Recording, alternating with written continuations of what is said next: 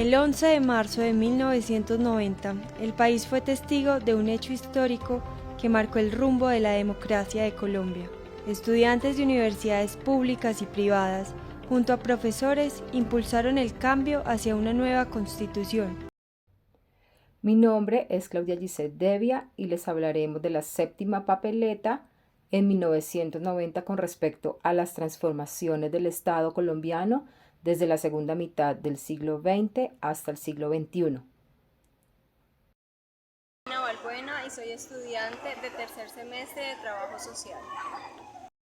La séptima papeleta por la Asamblea Nacional Constituyente fue un evento histórico en Colombia en el año de 1989 en el que los ciudadanos introducían un papel en las urnas a fin de promulgar una nueva constitución política para el país.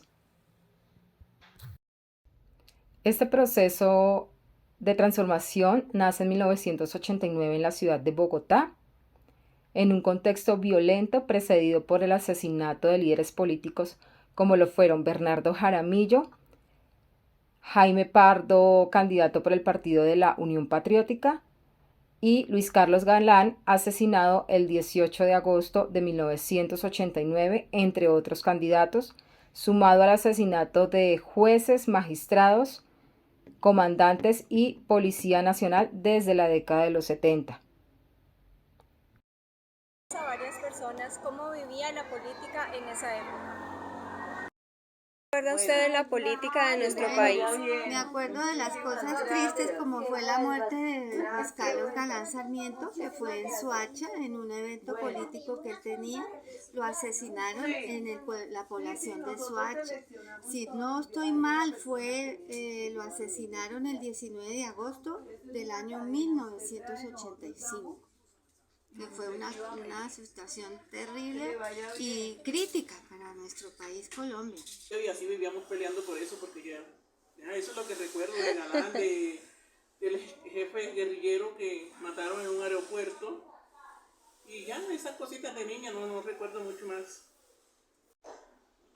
Pues en especial, más que todo lo que conmovió al país fue la muerte de Rodrigo Lara, porque era un buen ministro.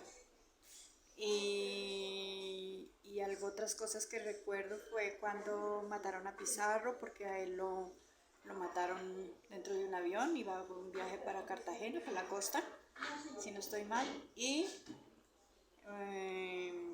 en esas épocas hubo muchos crímenes a muchos políticos, empezando por Jaramillo Osa.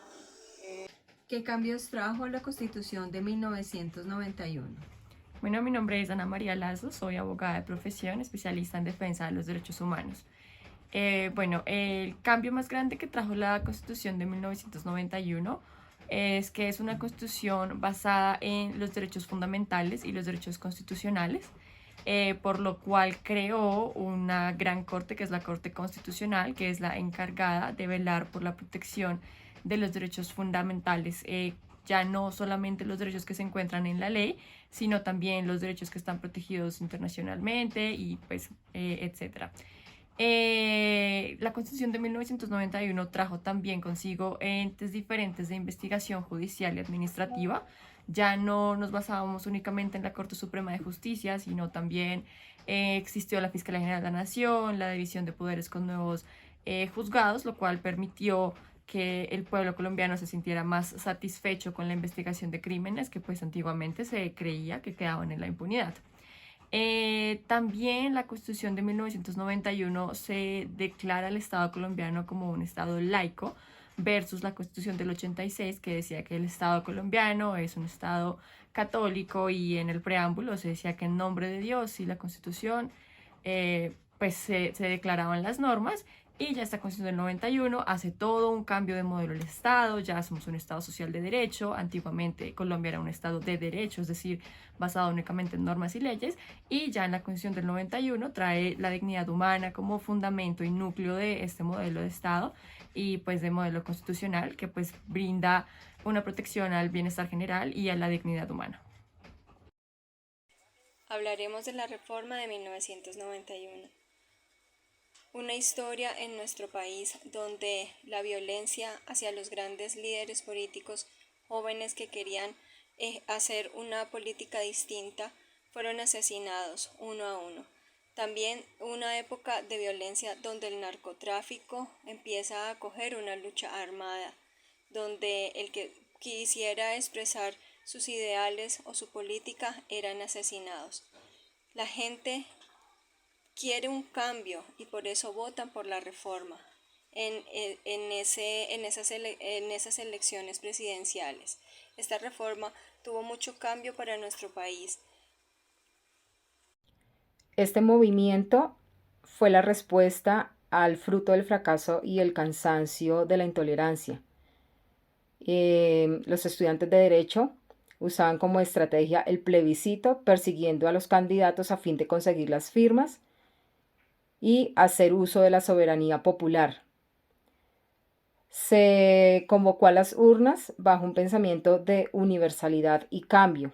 Lo que los estudiantes querían en ese momento era ser un modelo institucional nuevo, con la eliminación de los privilegios y poniendo límites a la arbitrariedad, centrándose en la democracia, en el respeto y la garantía de los derechos humanos. Asimismo, establecer mecanismos acordes a las necesidades sociales y promover la formación a través de procesos educativos. En ese momento los estudiantes estaban cansados de una estructura al mando de un grupo pequeño de la oligarquía, de las masacres de los líderes de la nueva generación que prometían nuevos escenarios y de la manera en la que el narcotráfico se iba relacionando con el conflicto armado nacional. Una época de violencia, de secuestros, de muertes, de bombas, de masacres, pero también donde muchos nuevos políticos nacen desde la universidad, queriendo hacer una política mejor. Los cambios políticos y sociales que se gestaron fueron la creación de una nueva constitución presidida por Antonio Navarro Wolf, Álvaro Gómez y Horacio Serpa, la reestructuración del poder político y el abandono de una organización social que era precaria. Se incentivó la promoción y la participación ciudadana y un sistema democrático sin diferencias de ideologías, así como la construcción de organizaciones políticas y sociales que defienden la democracia a favor de la sociedad y no de la burocracia o de las élites.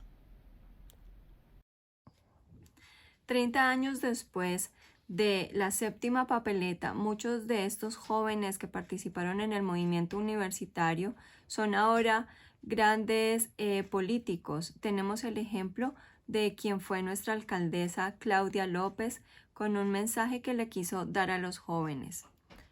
Luchar vale, luchar siempre de manera pacífica y democrática, beligerante en las ideas y en la demanda de cambios, pero pacífica en las obras, deliberante en las exigencias, pero positiva.